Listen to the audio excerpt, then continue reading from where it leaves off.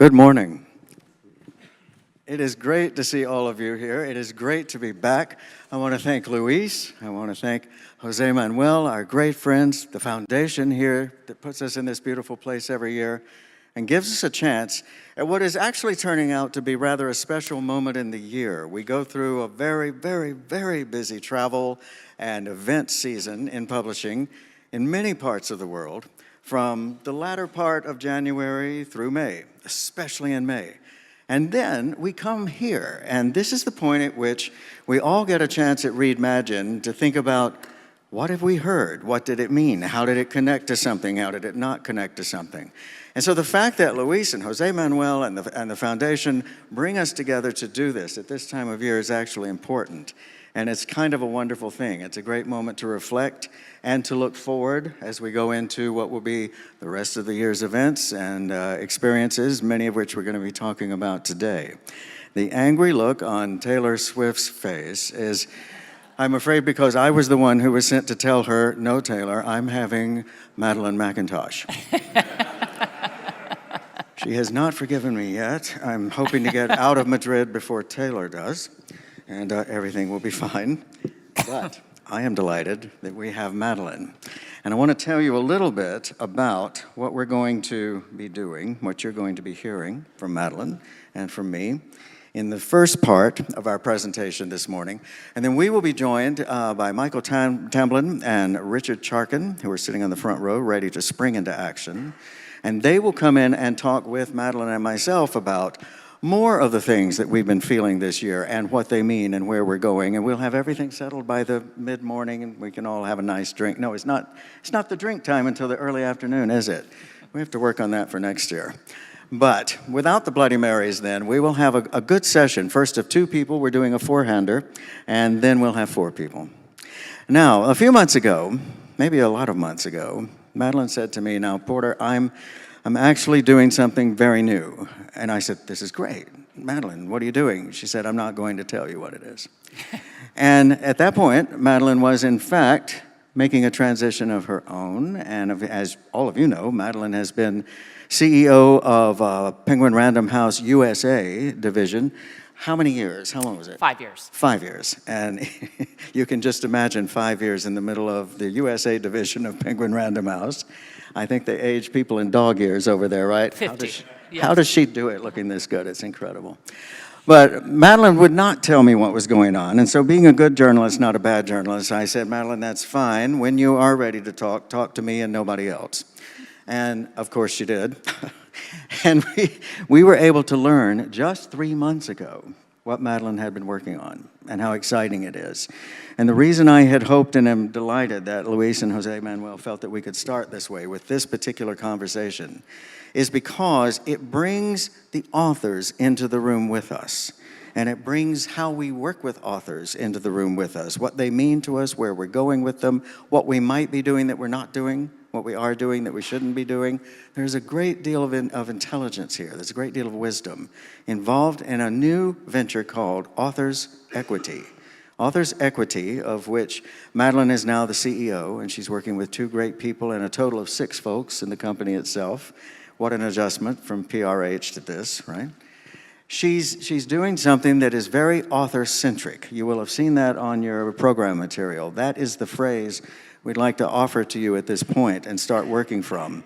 Author-centricity is something that every single publisher in the world talks about. You know, every publisher likes to say, and of course we do it all for our authors, right? And the shareholders are quietly applauding behind when they say that. But many of them actually mean it. They're very serious. They want to work for their authors and with their authors, but they haven't had the best structure in which to do it. The traditions have not always been good to authors. And so what Madeline is going to do this morning is give us a visual and conversational overview with some slides about Authors Equity, how it came together, what it means, how it works.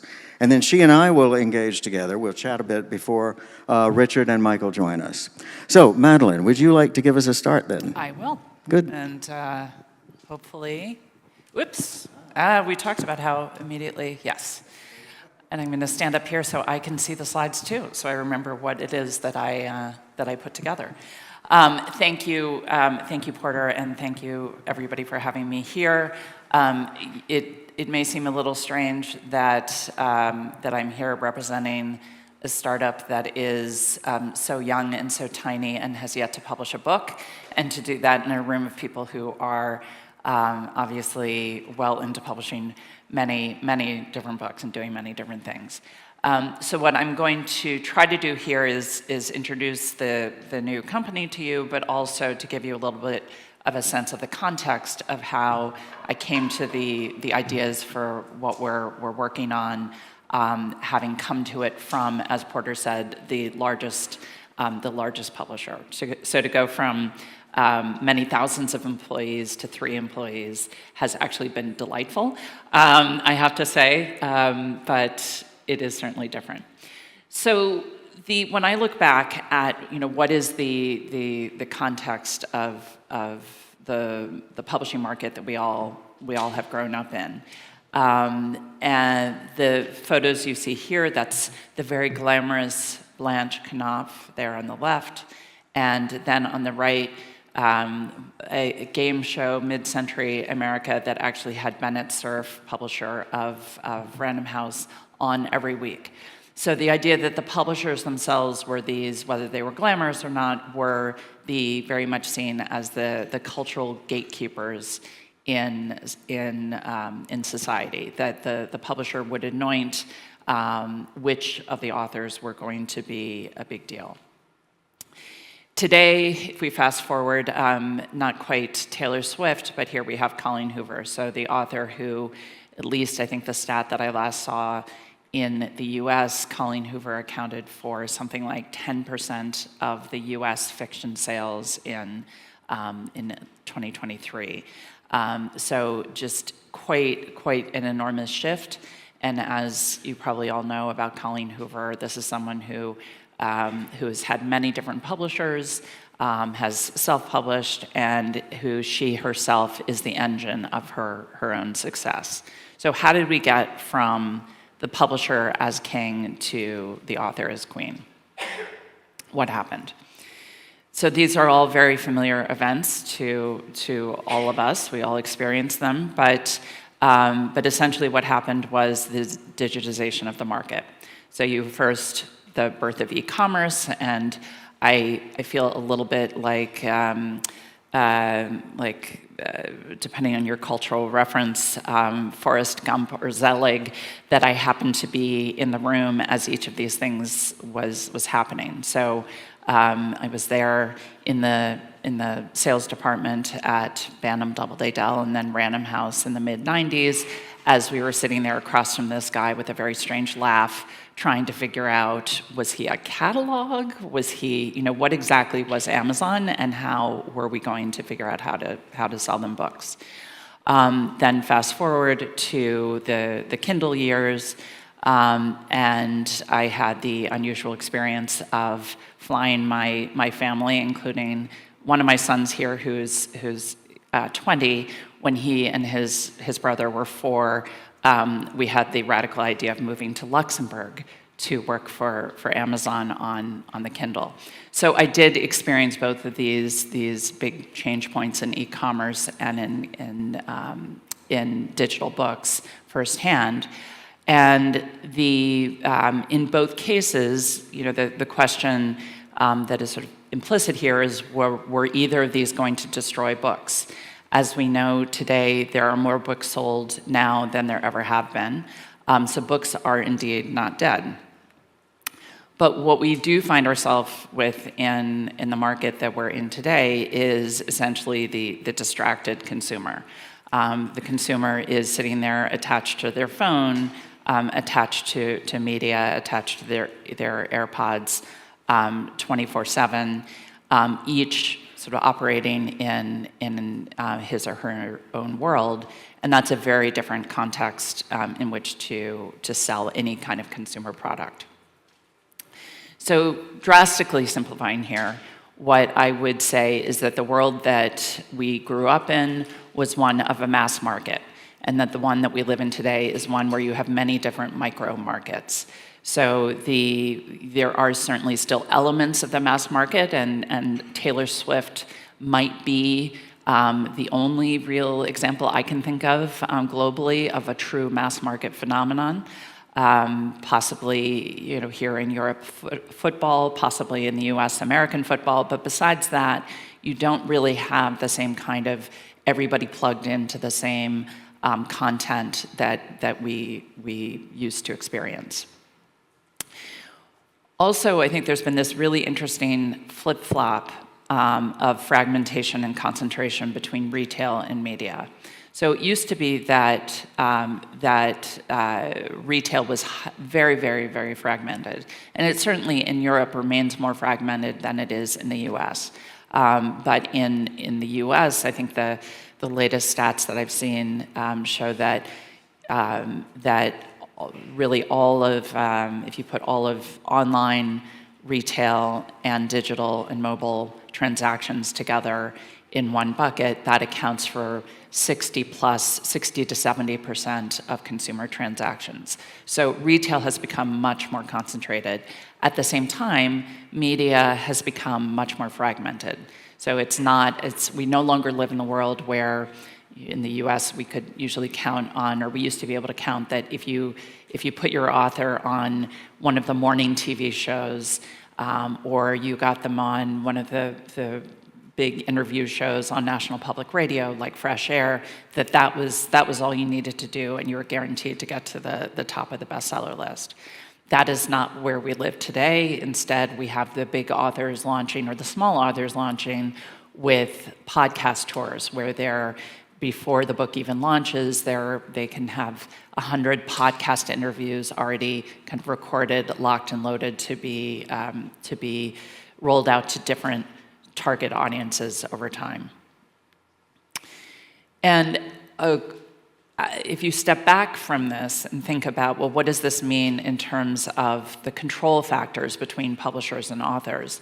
I think in a digital market, one thing that is obvious is that brands matter quite a bit. That certainly we should all be so lucky as to have a brand like Taylor Swift, but if you just think about the difference between publishers and authors and ask yourself honestly, who has stronger brands, certainly the answer I would give is that it's the authors who have that brand presence and the brand control, and that is quite powerful when you're trying to attract capture the attention of all of those different individual consumers who are so distracted. So if you look at then what is the landscape very generally, if we really want to just get very general and think about if you're an author today and you have choices, what options are you going to choose? And again, this may feel more or less accelerated in different markets, but I would say generally in the US, the authors who have a choice, who already have an established audience, are going to can think seriously about, do they want to publish themselves? Do they want to go with an established publishing brand? Or do they want to try something different? And the trying something different is what we are doing at Authors Equity, which I will now explain. So we set out, I left Penguin Random House about a year ago, and my two co-founders also left their seats at about the same time, and we set out with this very simple, straightforward vision, which is that in a market where it is the authors who have more control than the publishers, what would it look like to actually reconstruct the publishing model to serve authors? And that was our birthday on March 5th. And the thing that we have been explaining to the publishing world actually seems more, perhaps more understandable. I find it's easier to explain to people who work in other sectors. So, for example, speaking to people who work in Hollywood or in Silicon Valley, some of the structural principles that we're talking about seem very logical to them, but they're quite far afield from how we've operated in publishing. So authors' equity itself, as I said, consists of just 6 people. So it's the 3 co-founders and then 3 employees. And we act as a very, very small and concentrated hub to think about strategy for authors, to lead marketing, and to broker partnerships for them. The freelance network is the key part of how we keep our own individual structure small. One of the kind of sarcastic retorts that we had thrown our way when we launched was that essentially this was a very cynical move, that we were simply getting rid of employees and only having freelancers. But part of what we had observed as people who were running large publishing houses is that many of our most talented employees, our star editors, star publicists, were increasingly dissatisfied with their experience inside corporate publishing. That as we, as companies, were aiming for scale, that meant we were heaping more books on their laps, putting more pressure on editors to acquire more books, assigning more books to publicists, et cetera, and that was giving them decreasing satisfaction with their jobs. Put that side by side with a fairly significant cultural change in expectations related to work that we all experienced during the pandemic. We felt, looking at this a year ago, that there was a particular kind of zeitgeist moment that we should try to capture, where we could offer to A-list talent in U.S. book publishing the opportunity to work completely independently, and that we would connect them with great projects, and that we would share our part of the profit with them. So this is a fairly key principle. We do not pay advances to authors. We pay authors the majority share of profits from the books. So the idea of that profit share then we have extended to the book teams as well. We could not do this all on our own. Scale does play some part in making books and in selling books, and so that's where we are working with external partners, most importantly Simon & Schuster, who is our distribution partner and is also helping us, at least initially, with production. So by keeping our own overhead super lean, what it means then is that the only costs that we need to deduct from the revenue are the direct costs of publication. So one of the things that was really frustrating to me when I was sitting at the top of that large corporate pyramid at Penguin Random House was looking out over our P&L and realizing how few of the costs that felt like essential costs for running the corporation, how few of those costs could be directly linked to benefits for authors. There were things that we needed to have, like a large legal department, a large operations department, but if you asked an individual author which of these departments were they, or individuals were they aware of and did they value, it was really, you got to a very, very different picture. So by essentially saying we will keep our overhead small, we will only charge against the book P&L those direct costs related to publication, it means that then the author can receive much more of a benefit financially because they get 60 to 70% of the profit, and also that we together as a joint venture can invest more in consumer marketing.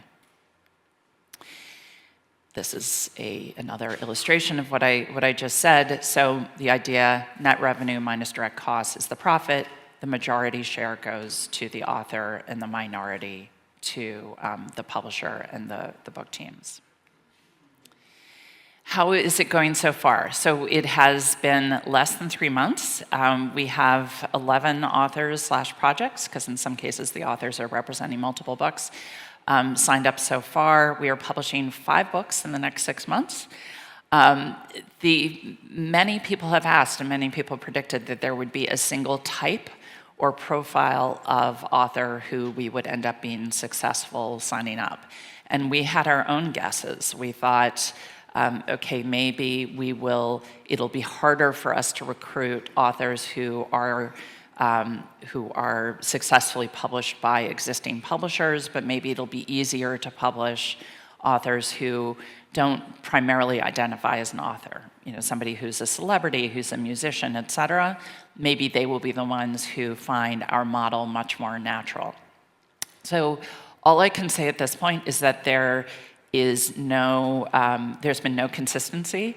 We have signed up fiction, nonfiction, established, some names who have been on the bestseller list for many years, others who I could tell you their names and you wouldn't even blink because you've never heard of them.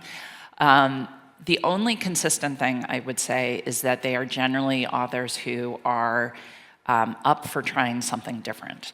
They are people who want to bet on themselves. They are, in some case, kind of playful troublemakers in the market, and who are really eager to work with us to try to connect with booksellers and with consumers in new ways. Another very pleasant discovery for us has been that if you have a very focused list, so if you're not publishing hundreds of books a year, if you're instead focused on about a dozen, that you really can dig deep with each of those individual projects to think much more broadly about what are the potential sources for revenue that we can deliver beyond just selling the individual book. And so, for example, we have one of our freelance partners is somebody doing partnership development for us. It's somebody who worked on if you know what the TED Talks are, he worked on the digital platform for TED. So he has a lot of experience in taking intellectual property and finding other institutions who will be very eager to license that content from you in a way that is not necessarily directly related to the books. So one of our early books is on the topic of AI, so a very hot topic, and we are negotiating an agreement with one of the big business schools in the US where an entire course will be developed out of the book that we are publishing. The author will go and make one appearance, and this is part of an executive education program. So as you know, the schools charge corporations a lot of money for their employees to attend, and we will get a share of that revenue. So this is not something I ever would have thought was a possibility back in my big publishing days. And here, just by having the time and the focus and the drive to see how do we extract as much value out of these ideas that are otherwise captive inside a book, that's something that I think is really going to be exciting in terms of value we'll unlock for authors, hopefully in lots of different kinds of categories.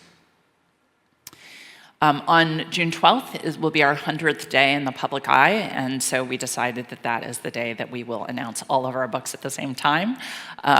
We were feeling, kept kind of changing our mind about what was the first book we were going to announce, and we realized that whichever first book we announced, people were going to generalize to say, well, of course, they're only going to publish this kind of book. And it's such a random list of authors. I mean, they really have very little in common other than us, that we're just going to have fun with it on Substack. So stay tuned. There will be our Day 100 book reveal party. And I think that's all I have. But certainly all the slides seem to have, so thank you. Fantastic. Thank you, Madeline.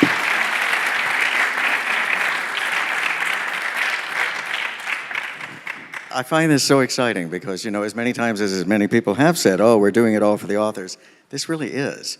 And we've talked a great deal about it, and I'm so interested when Madeline tells me how there are certain authors who dither for a while, that they want to come, they don't want to come, they're not sure they want to do this, they are sure they want to do this.